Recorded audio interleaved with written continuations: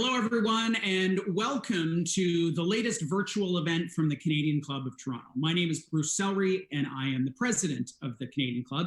Today, our focus is on innovation, and we have brought together an extraordinary panel of some of the country's leading investors and top entrepreneurs to focus on where the innovation economy is headed, how it's faring right now, what investments are going on, what the recovery might look like, because it is the understatement of the century to say that this is a challenging time across all parts of the economy, and certainly tech is a part of that. Just yesterday, we heard that Incubator 111 was ceasing operations, so challenges left, right, and center. But it is also a time of opportunity, and I don't just mean that in a business context. I mean the opportunity to think differently, to make a difference, and to innovate, because one of the biggest hurdles to innovation everywhere is change aversion. And, some people are like, I don't want to work from home.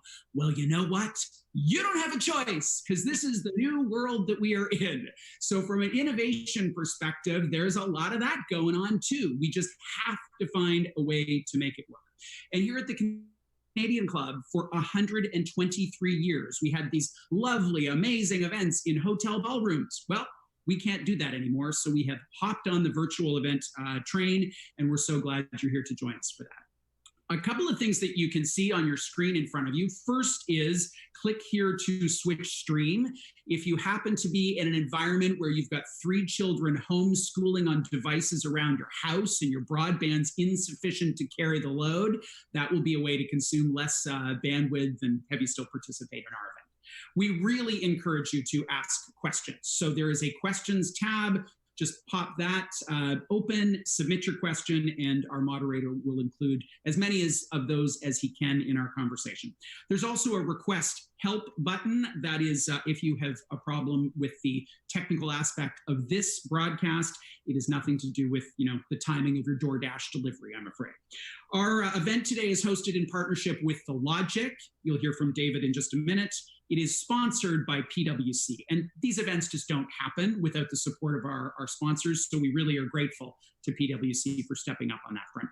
The Logic is going to be offering up a 1-year subscription to their publication to a random asker of a question. So how's that for an added incentive to put your 2 cents in? After this discussion concludes, The Logic will follow up with the winner. It is now time to introduce our panelists. Kim Furlong is the CEO of the Canadian Venture Capital Private Equity Association. Andrew Graham is the co-founder and CEO of Borrowell and past president of the Canadian Club of Toronto. Neha Khera is a partner with 500 Startups. Michele Romanow is a dragon on CVC's Dragon's Den and co-founder and president of Clearbanc. Kirk Simpson is the co-founder and CEO of Wave. He, as you can see from his shot, will also be offering up a weather report live from his backyard at some point in our conversation. And today's moderator, David Skok, founder and editor-in-chief of The Logic. Now, one of the traditions of the Canadian Club that we have followed for a very, very long time is a toast. So to our panelists, to our moderator, to those of you joining us at home, grab anything with a liquid in it, a martini glass, a coffee mug, and please join us in a toast to Canada. To Canada. Canada. All right, David, panelists, I turn the virtual Canadian Club podium over to you. Thank you very much, Bruce, and welcome to you all joining us around the country, across the country. Obviously, we wish we were doing this under better circumstances, but it's delighted to be with all of you today. For those of you that don't know about The Logic, we are a publication that started in 2018, a startup like any other startup in this country, and we are focused on the innovation economy and Canada's transformation to a knowledge economy. My one promotion for you this evening is if you would like to try us out, we do currently have a trial where you can sign up for our daily briefing, which goes out every afternoon. Just go to the website, thelogic.co, and sign up there. On to our wonderfully distinguished panelists. I really want to give people a sense before we go into where we are today and what the impact of the coronavirus will be on where we were. Let's set the table a little bit on how optimistic people were feeling about the innovation economy in Canada as recently as a month and a half ago. And to do that, I wonder if perhaps, Kim, I could start with you. as someone who represents many venture capitalists and in turn companies in Canada, give us a sense of where we were in February of this year in terms of the mood around the Canadian innovation economy. Thanks, David.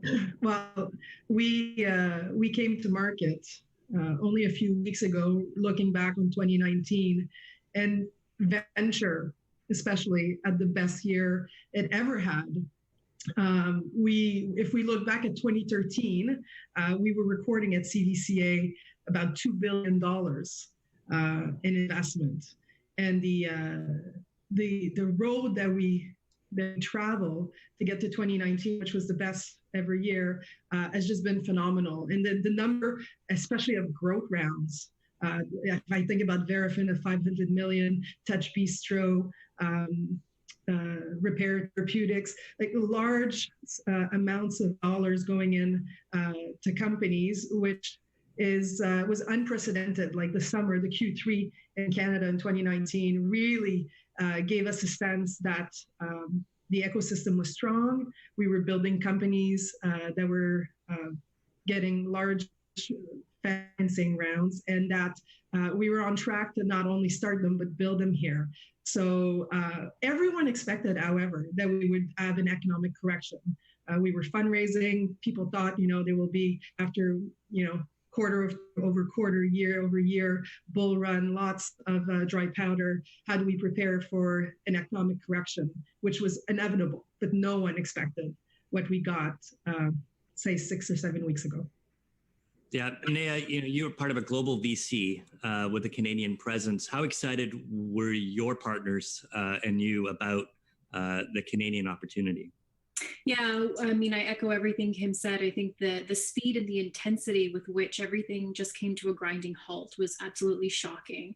I think for us, our San Francisco offices were probably 2 weeks ahead of where Canada was in terms of starting to shut things down. So, but I don't think anybody anticipated the intensity with which things would sort of come down. We were, operating as per usual right up until sort of the beginning of March, and had to really quickly change course and figure out a new strategy. So that brings us to our CEOs. For me, it was the Sequoia Capital Black Swan note that was the first kind of canary in the coal mine to say, hold on a minute, start reserving that capital. I guess starting with Andrew, how prepared were you for the great lockdown as a business, and what has been the impact, the immediate impact on Borrowell? Well, I think the lockdown portion of it has maybe been the easiest, in the sense of we already all worked from laptops and had a good setup. So moving home was probably the least complicated part of this. What's been challenging for us in our business, we help connect consumers to financial advice and financial products. And we've seen a huge spike in interest in those topics as many consumers struggle. We did a survey, and found that 74% of our members were experiencing significant stress, 30% losing sleep about their finances. But at the same time, there's certainly been a pullback amongst many financial institutions who are less able or less interested to lend or offer other kinds of financial products. So there's it's been a pretty dramatic change. And what about your business in general, and leading a team through this, and your own, as much as you can feel comfortable sharing with us, your own cash flows and how much you anticipated an impending downturn at that time? Well, I mean, I don't think we or many people, frankly, anticipated a downturn that would be nearly as sudden, or really have these characteristics where many small businesses essentially having to all shut at once. The effect for us, there's certainly been a hit to our revenue, again, as fewer lenders are out there originating new loans or new mortgages, which is important to our sort of bottom line. And so we've had to respond to that, and it's public. We had to reduce our workforce by about 20%, and we've made other real significant changes, including reducing marketing and so forth, so that we can preserve cash flow and ensure that we have a strong and viable business, well through this year into next year. We were thinking about fundraising this year. I would say at this point, I'm not excited about going out and trying to raise funds in 2020. So we've really got to make sure we position the business to be able to get us well into next year, even late next year. Michele, you've started and successfully exited a few companies. How, as Clearbanc was, and continues to have success and raise a lot of money, how prepared were you for what happened on March 12th? I don't think anyone could have been prepared for this. I think, one of the early indicators for us is so last year, Clearbanc invested about $1 billion into 2,200 different e-commerce companies. And so we're seeing a pretty incredible data set come out of those. And we were seeing problems with inventory coming out of China, obviously the first place hit with COVID. And so we're starting to make some changes around worrying about supply chains for our companies. And I think it's just the escalation path was really, really fast. And so we were doing, work on underwriting, work on, inventory. And then it was I remember that Wednesday, I think the Thursday was the 13th we're talking about, we had everyone in our office and we said, look, we're going to do a test work from home day tomorrow to see if we can all do this. And the 1-day test has become a 6-week test that is looking like it's going to continue on. And so I think it was the speed at which this moved was certainly challenging. Kirk, a lot of people told me about you and Wave and over the years, and the one thing they always say is how great of a CEO and a leader you are and a communicator. And I'm curious how you communicated this to Michele's point. We were in the same boat where we were talking about, okay, maybe this will be the week where we think about having people work from home, and next thing you know, we were all in lockdown. How was it for you at Wave? Well, first of all, thanks for the compliment. Secondly, I think, all credit to the people and culture team and to Ashira, to be honest, because they bore the heaviest load through this to Michele's point, figuring out how we were going to transfer to full remote as quickly as possible, how we were going to make sure that safety of the people that worked at Wave was the primary concern. And then pivoting to understanding how we could best support our customers. So I think they've done a remarkable job. And in some ways, the most important communication has been to our customers about what Wave can do to help them weather this unprecedented times and support them through the process. Those two pieces have been, I think, the most important places to communicate effectively to everyone. We are lucky to have 3 CEOs here who have kind of a dashboard at their fingertips with their companies of where the world is at this moment, given the amount of data that they have. And I've asked Michele, Kirk, and Andrew for whatever they feel comfortable sharing in an anonymized way, just how, give us a sense of the impact in the analysis of this from what you're seeing in terms of the data that you're able to collect. Kirk, why don't I start with you? What's been the impact? Sure. So as a reminder to everybody, we serve what some people would say is micro small businesses. So typically 0 to 9 employees, most often in the service sector. And I think in some ways we've been very lucky in that the service sector has been hit, I believe, less harshly, obviously, than restaurants and point of sale retail. But we began to see a significant drop in invoicing volume. To give you a sense of it, our platform processes billions of dollars of invoices on an annualized basis in Canada alone. We began to see a significant reduction starting on March 12th, March 13th. And that saw essentially in March about a 15% drop overall. And we're trending towards 30 to 40% in April and really haven't seen it hit its bottom yet. Ontario and Quebec have been the hardest hit, BC less so, and the Maritimes close to Ontario and Quebec. I think what's also interesting is we have access to payroll data. And so on our Canadian payroll business has been really interesting. Layoffs spiked in March to about 5x what we would typically see. And we essentially issued a record of employment for 1 out of every 5 employees on our payroll system.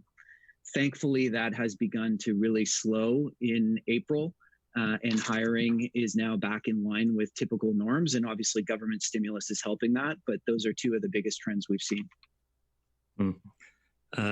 Andrew, did you have anything you wanted to share from from the Borrowell database? We're really focused on consumers and tracking closely how this crisis is affecting consumers. I mean, it's still, I think, early in the crisis in that we haven't. It'll take time for data around missed bill payments, bankruptcies, and so forth to filter through.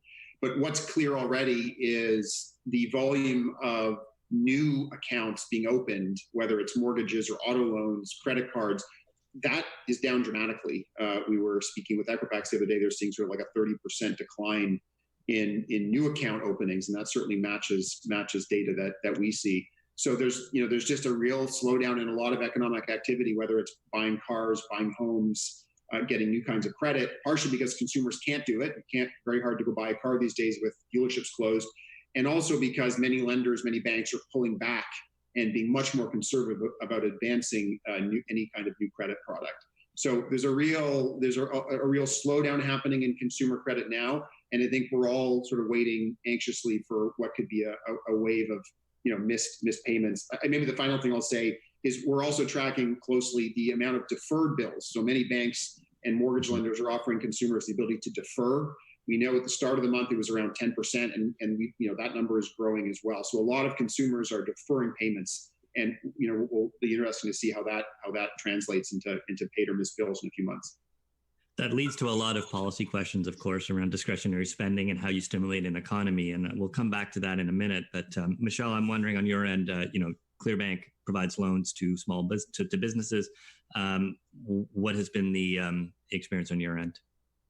Yeah, so, it's been interesting. So Clearbanc started with this idea to build a bank for the new economy. Our first series of customers were actually Uber drivers and Airbnb hosts. And so I think about if that was still our business today, that would be one of those businesses that dropped from something into zero in 2 days, which is what happened with, I'm an investor in a couple brick and mortar businesses. And it was just, completely devastating to see the results of what happened there. But e-commerce, on the other hand, has largely been relatively stable, because what's happened is, although probably consumer spending is a little bit down, it is largely our only opportunity to buy things right now is to have them delivered to your home.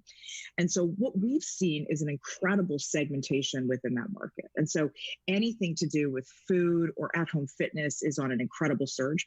I think we're going to see, permanent changes. I think in China, there were e-commerce was up, more than 30%. And the biggest thing is you're creating a new set of buyers that hadn't been created before, right? Like folks like my parents have bought their groceries online for the first time ever in their life. And although that's probably a very normal thing for this demographic to do, getting that consumer set in there and having them as loyal customers is another thing.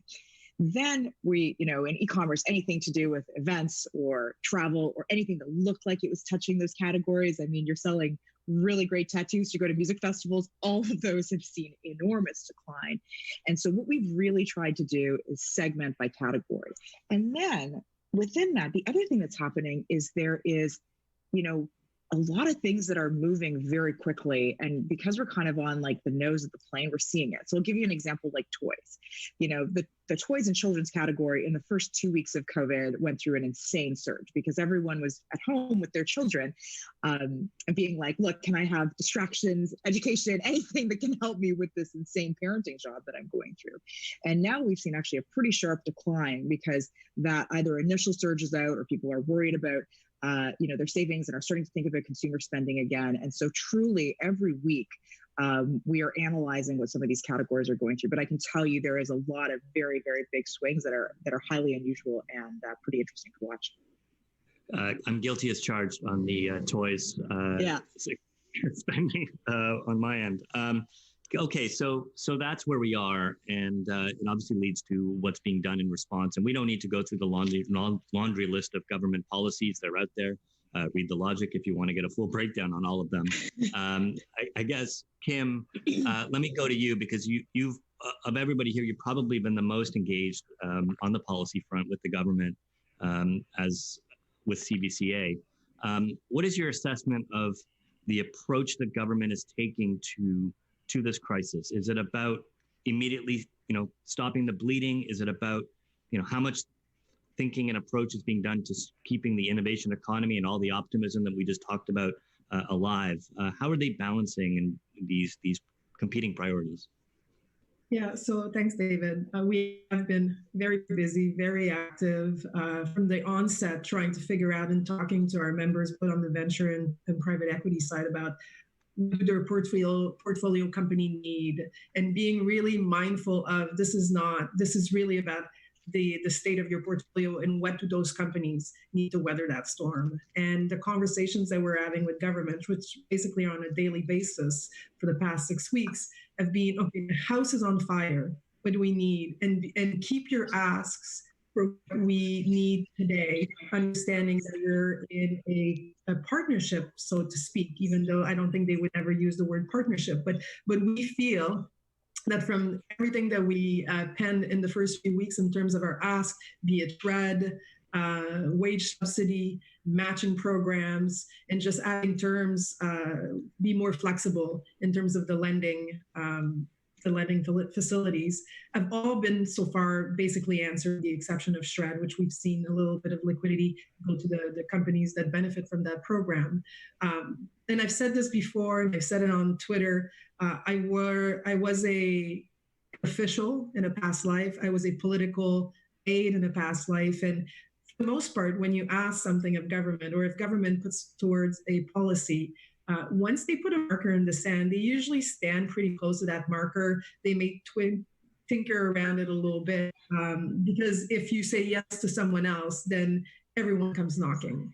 Now, what we've seen with this government is their willingness to have people come and knock on the door, their willingness to take feedback.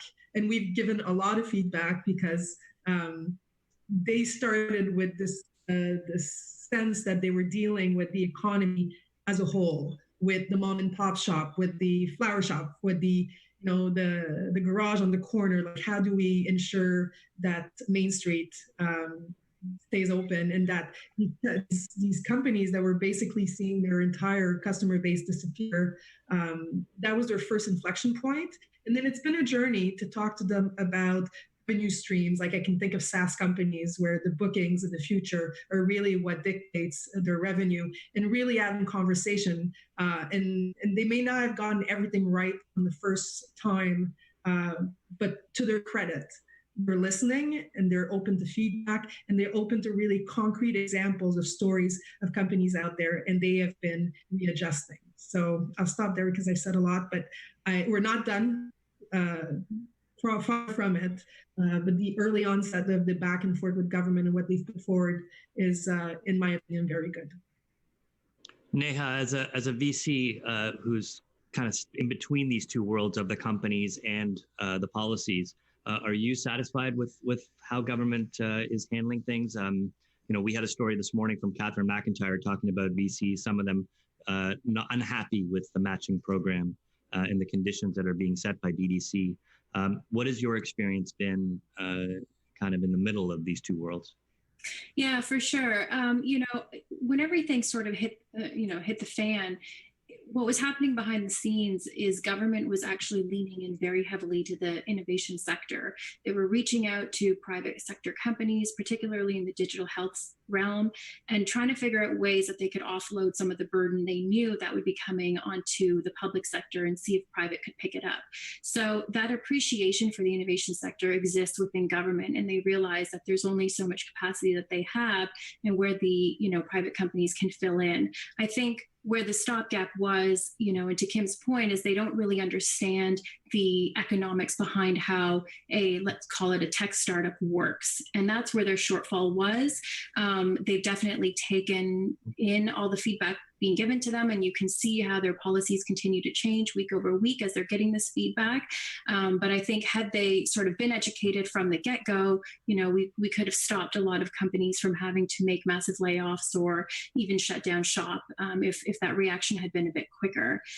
With some of the new programs that are coming out, some of the funding programs, I think it's impossible to ask government to decipher who deserves to stay and who deserves to go. I think what government needs to do is, again, lean in on the private sector, lean in on the investors to say, as you triage your portfolio of companies, who are you putting at the top of that list? And, try to find some mechanism to maybe follow through to that, because that's what investors are doing, right? We're taking our portfolios and we're triaging and we're saying, okay, if there's only so much money that we can, provide to continue to support some of these companies and extend their runway, who are those going to be? And so that's, one mechanism the government could use, but, to ask them to, again, it's not a one size fits all. That's the unfortunate part of it. And there's only so much money to go around. I think they're taking in feedback, which I think is the most important piece of this all. It is a fascinating policy question, right? I mean, is it the role of government, or in this case, I think more clearly of BDC, but is it the role of government to, essentially save companies that are on their last legs, or to use this opportunity to boost the firms that they believe can succeed? So pick winners or spread it across. Andrew, you've been somewhat outspoken about this issue, and I'm curious, how are you feeling about it today, and if some of the measures that have been put in place have alleviated some of your concerns? I mean, I think the government's traveled quite a distance in the last few weeks, as Neha and Kim have mentioned, and it's obviously a hard time to be making policy. You've got a lot of demands happening in a short period of time. I still think there's a real opportunity, reflecting on all this, to sort of say, how can we get the innovation agenda, and how can we get innovative firms more at the heart of decision making? So, we've heard federal ministers say, hey, look, we talk to the CEOs of the big banks every week, and that's a great thing. And look, that's fine. There's nothing wrong with talking to big bank CEOs, but I think there needs to be more of a reflexive involvement and a reflexive understanding of what's happening in, fast growing tech firms, which I think are really important to the future of Canada. I mean, two examples. The first was, the initial announcement of the wage subsidy. The test was, is your company lost 30% of revenue, year on year? Well, if you're growing at 100% and then you had a 50% decline in revenue, April versus March, that's a huge hit, and you wouldn't have qualified. And again, changes were made, but it would have been nice if even if in the first version we could have had that sort of lens of the innovation economy applied. I mean, the second example I'll give is in a number of other countries, for example, US, UK, Australia, fintech firms have actually been involved by the government in supporting small business. So we've got a lot of loans taking place in Canada now that are government backed, to support small businesses. That's great. But what's unfortunate is that it's only been really banks, and frankly, the big banks in particular, who have been asked to deliver those. And why not have, companies like Wave or like Clearbanc, who have so many relationships with small business, have an equal opportunity to deliver some of that support? I mean, I just don't think we need more concentration amongst sort of like large firms in this country. We need to give an equal playing field to tech firms, and this is a great opportunity to do it. And of course, just the backdrop of all of this is the open banking conversation that was happening behind all of this before coronavirus happened, where government was making decisions around what kind of environment it would be able to make banking available in a more open way. Kirk and Michele, you both wanted to get in. Kirk first. Yeah, just quickly, echoing Andrew's comments, if you think about what's happening in the US in terms of who's delivering the help to small business, remember that whoever delivers that to small business is getting a 5% fee from the government with no risk. And so if you don't think that Square and Intuit and others are going to come out far stronger through that versus just handing it over to JP Morgan Chase, which is essentially what we're kind of doing in Canada, that leads us in a much worse competitive position versus some of our peers in the US. So that's a perfect example of what Andrew is speaking about. Michele. Yeah, I was going to make 2 points on this. I think sometimes people forget in Canada, like, why the tech innovation and why this ecosystem is important. And I always, it's not a perfect stat, but if you look at the combined values of like the FANG stocks, the Facebook, Amazon, Google, they're like $4.1 trillion. I mean, Canada's GDP is half that. So again, market cap and GDP are perfect. analogous things. But I mean, these companies are becoming really, really powerful. And whether we believe it's egalitarian or right to pick winners or not, like tech companies build natural monopolies. And it's really important that Canada owns some of those because it's just important in our place in the world. And so I think that's kind of my first piece of framing. And then, I'm 100% in support of what Kirk and Andrew said. I mean, frankly, we do business in 5 countries. We're in the US and Canada. We had the Fed reach out to us on the first day to try and get our data to understand what was happening in the US economy. Took a ton of interest in what we could provide them. Had none of that interest from Canadians. And then the same thing on the ability to distribute some of these PPP loans in the United States. And so I think there is. I understand that it's a small group of Canadian banks, but I think it's 100% that. I mean, we have to use this opportunity to digitize our entire economies. That extends way beyond just what fintech companies are doing. But I would like to see that opportunity be used as well, because I think there's, a remarkable amount of good that can be done. And, when we are in a crisis, things can get done very quickly and we can elevate part of our economies. And this is not just a doom and gloom story. We have a listener question that kind of touches on this broader point, which I think is worth asking at this moment. And I guess I'll go to Andrew first. Do you think that coming out of this crisis, when we get to that point, that it will have seemed that it favored incumbents and that the idea of disruptive startups actually were will it make existing monopolies even stronger as opposed to supporting the startup ecosystem? I mean, look, I think that's a risk everywhere, not just in Canada. Look at how Amazon has been able to benefit from this. So there really is inherently a risk in the strong getting stronger through this crisis. I think there is an opportunity for policymakers to use this to have counteracting forces. Let's source whatever, PPE we can from smaller firms. Let's use firms, like Wave and Clearbanc and others to deliver support to small businesses, and as well. So I'm worried that's the direction we're going. I don't think it's because of, let's be clear, I don't think it's because of ill will or some sort of, agenda on the part of the folks in government. I just think there's such better links and stronger links between big firms and officials in government than there ever have been between the tech sector and government. And that's on all of us. We can all improve that. But we need to make that more of a reflex to sort of say, yeah, I know to call, Michele or Kirk or whoever it is to sort of get that perspective and be able to sort of deliver a response. Kirk? On a more optimistic note, I think what we've found through some of the, if you think about 08 and the companies that got created in 08 and have become, incredible companies, the bottom line is society is changing through this. And usually entrepreneurs and innovators are better at picking up and moving quickly to where the world is going. And I think that is a huge opportunity for entrepreneurs today, is to understand what are things that are going to change dramatically, like e-commerce, like Michele talked about. I mean, that's obvious, but there are a whole bunch of other things that are less obvious. And if you can skate to where the puck goes, given it's a Canadian show, this is a great time to be an entrepreneur. Kim, did you want to get in? I think we're going to close on this segment pretty soon. So I thought I would just throw out there that I agree with Andrew. I don't think that anyone set out to exclude people. And I think they went with the easy route, like the route traveled before in terms of people that had worked with them in 08. That being said, we see it. I've already heard early conversations in Ottawa, and I've had conversations with Washington, the Commerce Department, around a recovery plan. What do officials propose to their leaders? Supply chain, as Michele was talking about earlier, and the early onset of that. What will supply chains look post-COVID? Will we go back to a stronger North American supply chain? What would be the coordination? And I think it's upon us, not just as individuals, but as group working together to continue to educate, identify where the gaps were, where the opportunities will be.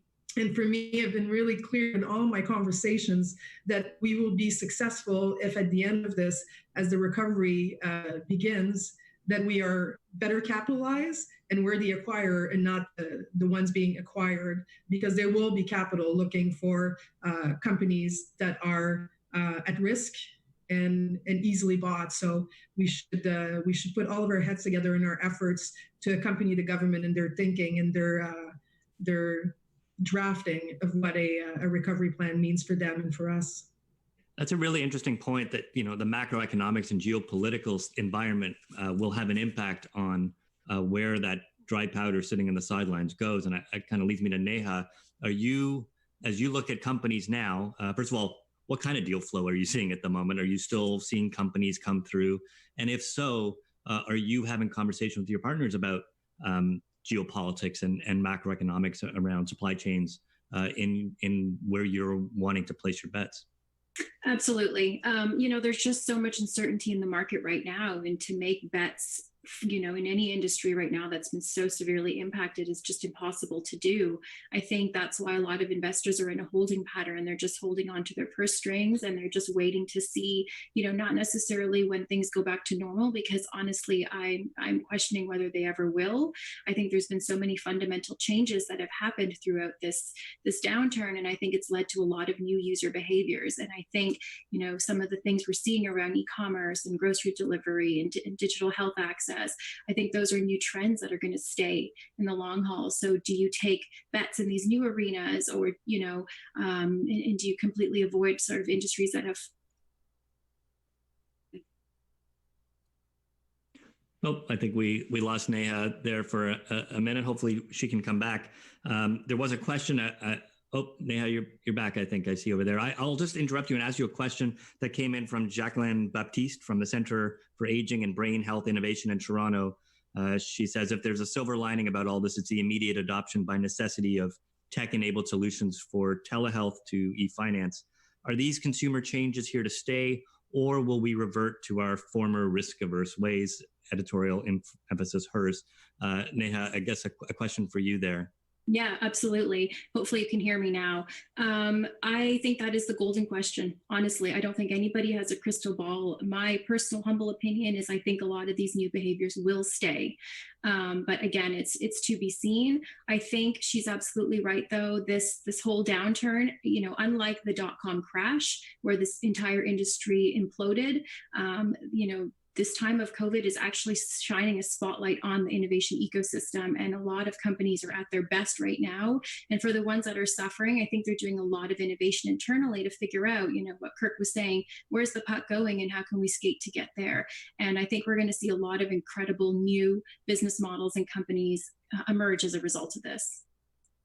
When we talk about innovation, we often talk about the private sector, but there's also the public sector and innovation within the public sector. And so we have a question about what are the best ways the public sector can assist in the recovery, thinking about how important health, education, government are. What lessons, this is the real question here, what lessons can government learn from the tech and startup ecosystem to foster more innovation in the public sector? Andrew, you worked in government and now you're on the outside.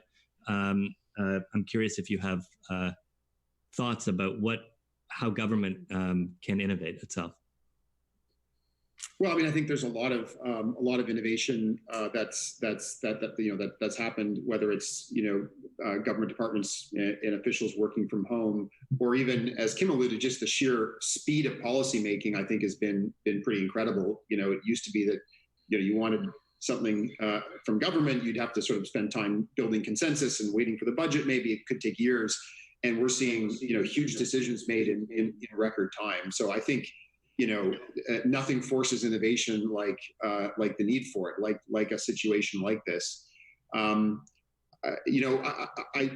sort of go back to what I said before. I think the more we can, embed or create strong links between the governmental and innovation and tech sectors, the better it'll sort of be. How can we sort of try to get the same sort of fluidity between people moving from the tech sector into and out of government, like that we have in the financial sector, for example. It's easy to think of big names like Mark Carney or Kevin Lynch, who have gone either from banks to government or governments to banks. How can we get more folks who have experience in venture capital or in tech going into government and the reverse? Because I think that just that'll just be good for everybody as we increase understanding of government and tech and vice versa. The one of the concerns that came out and over the weekend, Minister Baines announced that the government was looking into foreign investment and concerns about foreign investment in Canadian companies. I'm curious for this, maybe for Kirk, it's a question for Kirk, given that H&R Block is a partner with you. What should in the Canadian ecosystem right now, there are companies that may be more vulnerable. Is there any concern on your part of foreign investment coming in when there are distressed assets at this moment?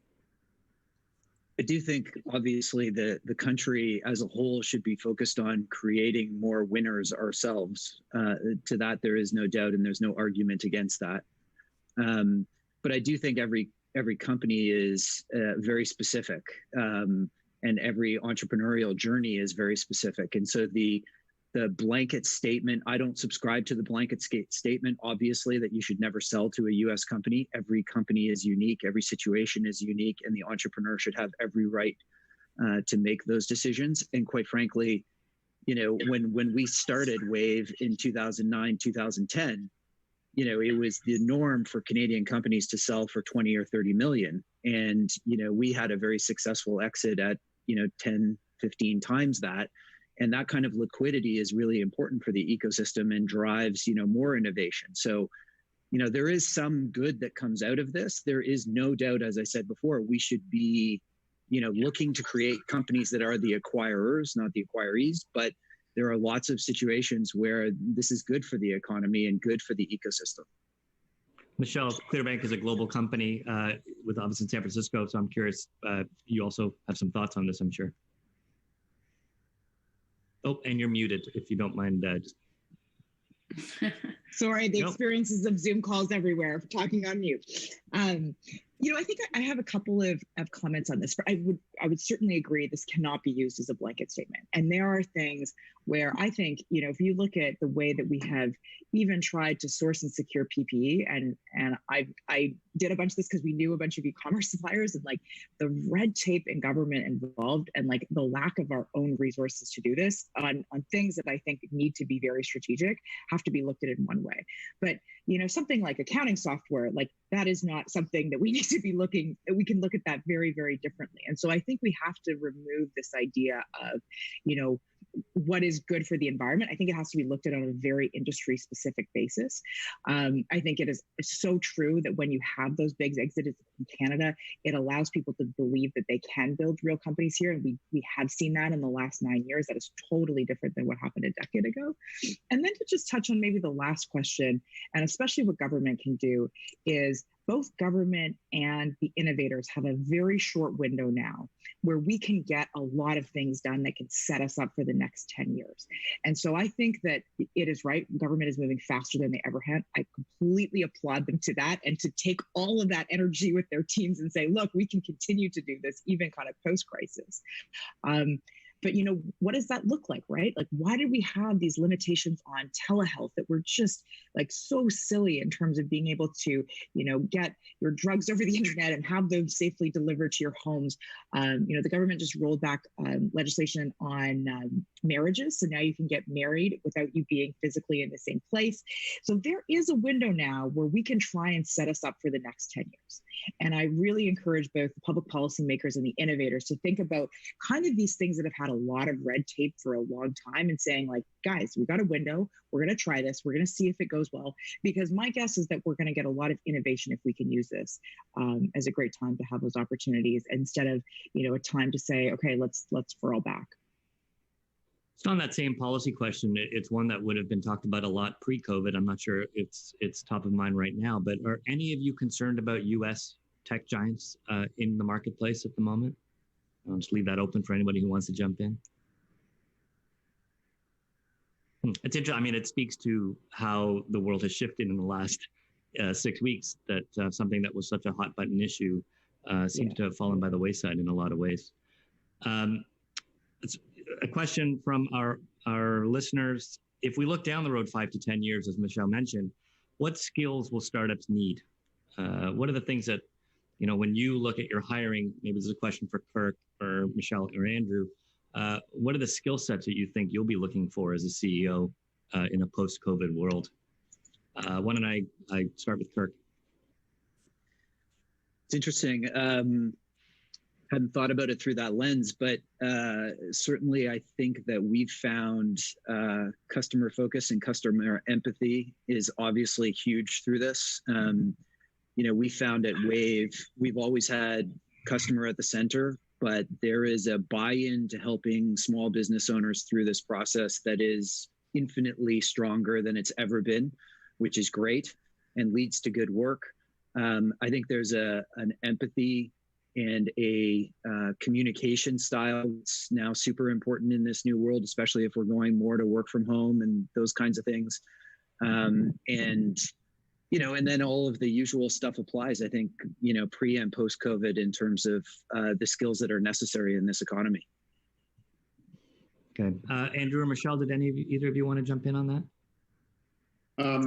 Look, I think for me, it highlights just the importance of resiliency and hiring and working with people and helping everyone understand that it's not a straight path. One of my favorite quotes about entrepreneurship is, Mike Tyson's quote saying, "Everyone's got a plan until you get punched in the mouth."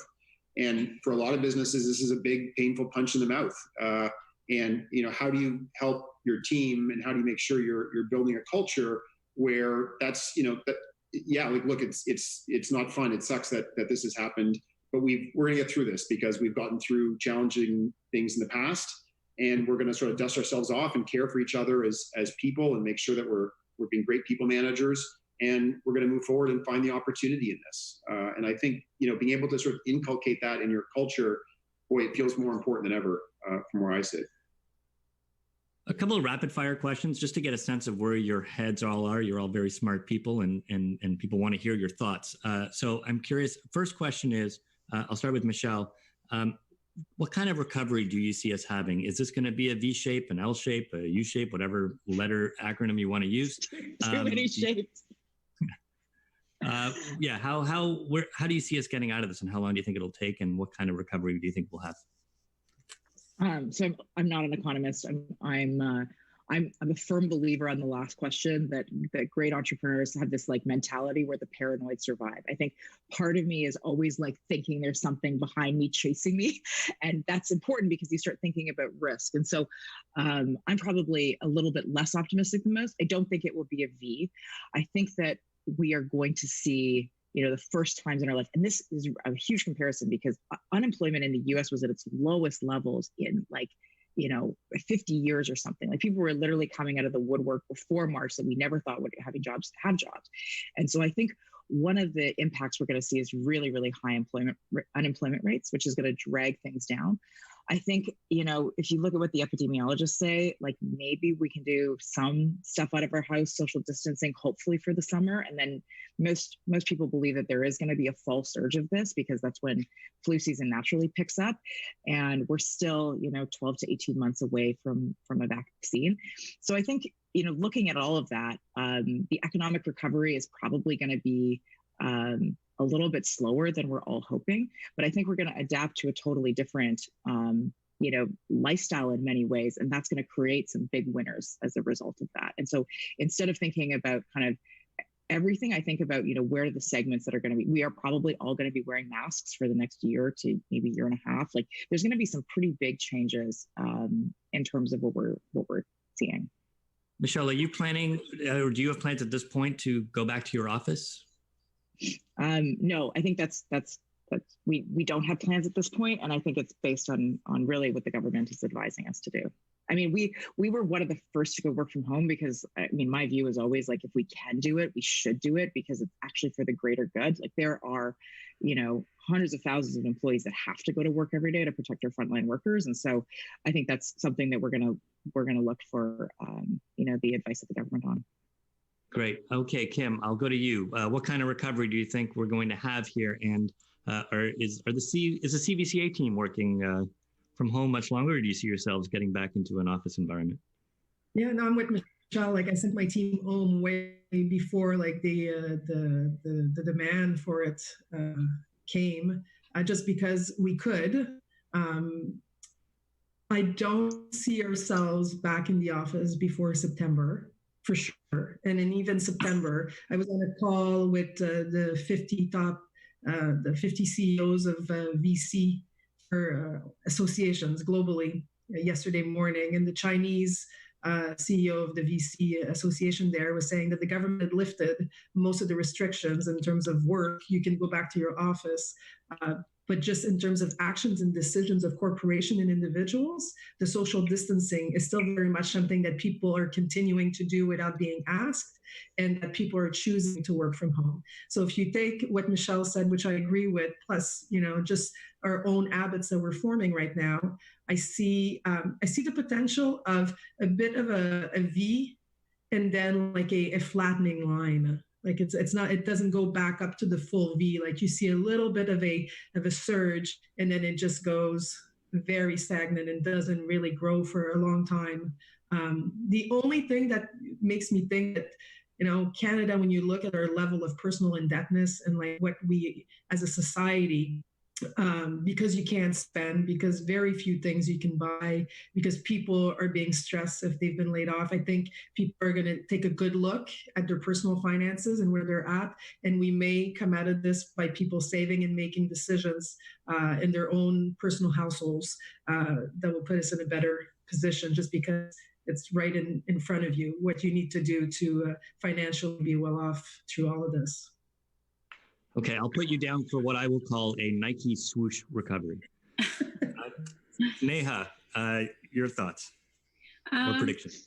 Yeah, I'm a bit worried, specific to the innovation ecosystem. I'm a bit worried that there's going to be another groundswell of companies needing to do mass layoffs or shut down. The ones that have enough runway now to carry them through for, say, 6 months, 12 months, if private sector and investors don't get comfortable enough to start to invest, or if they don't get comfortable, some late stage investors writing big checks, do they need to get comfortable with investing in a company and a team that they've never met? And that's a really big change in behavior. So if they can't get comfortable with that, and companies don't get that funding to sort of stay the course, then I worry there will be another sort of dip when it comes to this sector specifically. Overall, though, I think, a Nike swoosh sounds about right. I think definitely not a V. I don't think things will bounce back to where they were for a while. I think people will. Kim, I think that's a really interesting point. I think people will continue to choose to work from home. These new behaviors will start to stick. I think people are starting to feel comfortable with them. But I think it'll be, a couple of years. Okay. Kirk, so we have, I think that's 3 Nike swooshes at the moment, if I'm being optimistic, Michele, as opposed to pessimistic, Michele. Kirk. I'm going to take a different tact, which is not answer your question, but pivot to an important subject, which is that I think one of the biggest things that we need to learn through this is the importance of small businesses in our community, and they are going to get crushed for a long period of time. And I think we need to do everything possible to truly understand how great they make our neighborhoods and our lives in general, and make sure that coming out of this, we do something to really support that side of things. And I think we'll really learn the lesson of how important a role they play, and we'll find ways to make sure that they can come back, but they are getting absolutely crushed right now. Yeah, the one thing that we haven't talked about is deployment of capital, and just how the length of time it's taken to get money out to these small businesses is one of the challenges. Also, I appreciate your political skills there at avoiding my question. Andrew, to you. I mean, I would say that maybe a month ago I was trying to think through, or a few weeks ago trying to think through what's the shape going to be. I guess what I think is most relevant and what we're trying to talk about at my business is, look, like, we are in a new world, and sure, certain economic variables are gonna sort of come back, but the idea that somehow we're gonna be back to where we were before in any sort of meaningful way in any sort of near term, I think is just not possible. There's already been so many effects that I think are just permanent, whether it's, as Kirk said, all the small businesses that are going out of business and are not going to be back, the 111s in the tech space, or the restaurants or bars down the street. I mean, it takes a lot of time to build a business, and it takes a very short amount of time for it to go to business. I think on a personal front, there's a lot of families who are going to see their finances permanently affected by this. I'm really worried about personal bankruptcy. I'm worried about what's going to happen when people start missing payments after deferrals are over. So I just think the way I'm trying to look at this is we are in a new world. Certain economic variables are going to bounce back, but the idea that we're somehow going to go back soon to the old world, I just don't think is right. And as we try to plot the course in our business, it's like we're in a new world. How do we make the best of it? What are the opportunities? And let's not get too attached to what the world was like before, as challenging as that can be. I think one of the things that struck me the most over the last even 2.5 years of the Logic and covering a lot of your sector is how much it's grown up and how much innovation. You really can't talk about the Canadian economy more broadly and Canada and the future of Canada without talking about the innovation economy. And so we're grateful that some of the leading thinkers and doers in this space have taken the time today to be with us. And we wish you all the very best through this trying time. And with that, I'll send it back to Bruce. Thank you very much. What an incredible conversation. So many topics, so much context, and so many metaphors. There was a Nike swoosh, there was hockey, there was even a reference to Aladdin, a whole new world. You can hum a few bars if you've got bars at home. A winner to our question challenge, Mary Jane Owen. She will receive a 1-year subscription to The Logic. Mary Jane, thank you for your question, and thank you to the hundreds of others who submitted theirs as well. This has been an extraordinary conversation, and I want to thank our panelists, Kim Furlong from the Canadian Venture Capital Private Equity Association, Andrew Graham, Borrowell, Michele Romanow, Clearbanc, Kirk, Simpson, Wave, David Skok, the editor-in-chief of The Logic, and Neha, Khera from 500 Startups. Quite the group. I also want to thank PwC for their support of today's event. We are doing quite the pivot for our event next week. We go from the innovation economy to airlines. And that, as challenging as the businesses are that I'm sure all of you run, can you imagine being an airline CEO right now? That will be a lot. So Thursday the 30th, we're going to focus on the North American airline industry and what happens next on that front. A thank you to our AV supplier, Van Valkenburg Communications and MediaEvents.ca. And most importantly, to David and The Logic, thank you for your partnership. This is the first, and we hope of many, with the Canadian Club working with The Logic down the road. Thank you for your attendance out there. We'll be back with more of these virtual events. Have a great rest of your day.